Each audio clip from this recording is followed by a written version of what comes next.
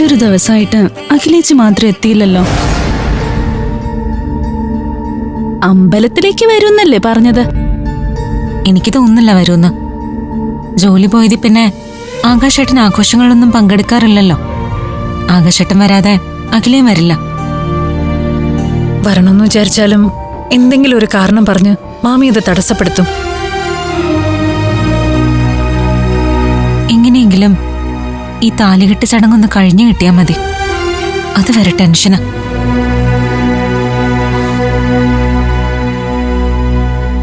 അഭിയേട്ടന്റെ അമ്മയ്ക്ക് എന്തെങ്കിലും സംഭവിച്ചു പോയാ ഇത്തവണയും കല്യാണം മുടങ്ങും.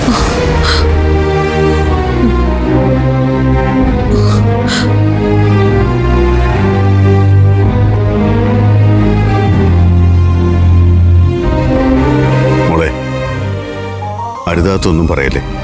നാവിൽ ഗുളികനിരിക്കുന്ന സമയത്ത് ദോഷം വിളിച്ചു വരുത്തരുത്. ഞാൻ ദോഷം പറഞ്ഞതല്ല അച്ഛാ. വിവാഹം എന്ന് പറയുന്നത് തന്നെ ഒരു യോഗമാ.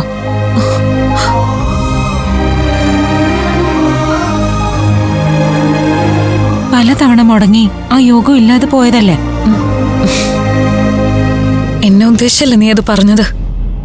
അല്ല അമൃതേച്ചി, മൊത്തത്തിൽ നമ്മുടെ അവസ്ഥ പറഞ്ഞതാ.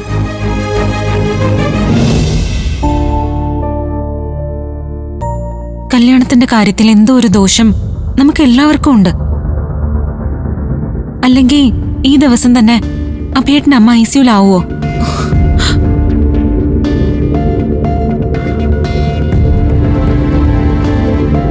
അതും ഇത്ര സീരിയസ് ആയിട്ട്. എനിക്ക് ശരിക്കും പേടിയുണ്ട്.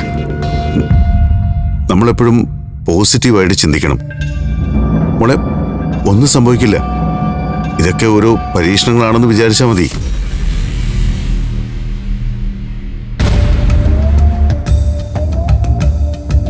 അങ്ങനെ വിചാരിച്ച് സമാധാനിക്കാം. ഇതെന്തായാലും അവസാനത്തേതാ. ഇനി ഒരു പരീക്ഷണത്തിനും നിന്ന് കൊടുക്കില്ല ഞാൻ.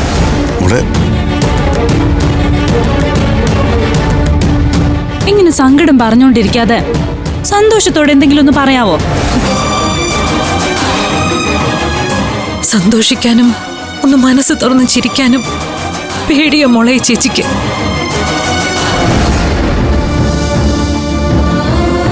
ഒരു ചിരിക്ക് പിറകെ അടുത്തത് കടല് പോലെ ഇരുമ്പി വരുന്ന കണ്ണീരായിരിക്കും.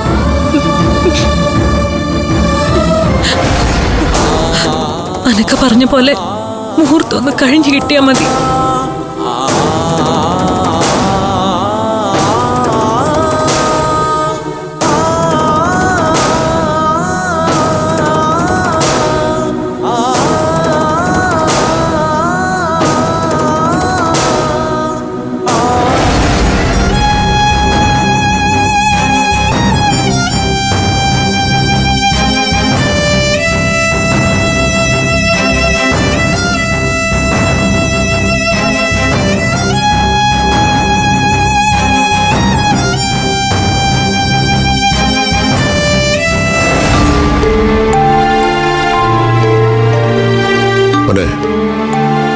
മുഹൂർത്തത്തിന് മുമ്പ് എത്തണ്ടേ? മോനിങ്ങനെ ഇരുന്നാ മതിയോ? എഴുന്നേറ്റ് റെഡി ആയിക്കേ. മുണ്ടും ഷർട്ടും. എനിക്കെന്തോ വല്ലാത്ത കുറ്റബോധം തോന്നുന്നു കൃഷ്ണേട്ടാ. നമ്മളീ ചെയ്യുന്നത് വലിയ തെറ്റാ. മരിച്ച് കിടക്കുന്നത് അഭിയേട്ടന്റെ അമ്മയാ. ആ വിവരം അഭിയേട്ടനെ അച്ചുവിനെ അറിയിക്കാതിരിക്കുന്നത് മഹാ അപരാധാ. നിനക്ക് ഈ തോന്നുന്ന കുറ്റബോധത്തേക്കാൾ എത്രയോ ഇരട്ടി എന്റെ മനസ്സിലുണ്ട്. നെഞ്ചിലൊരു നെരിപ്പോടുമായിട്ടാ മുഹൂർത്തം കഴിയുന്നത് വരെ ഞാൻ നിൽക്കുന്നത്.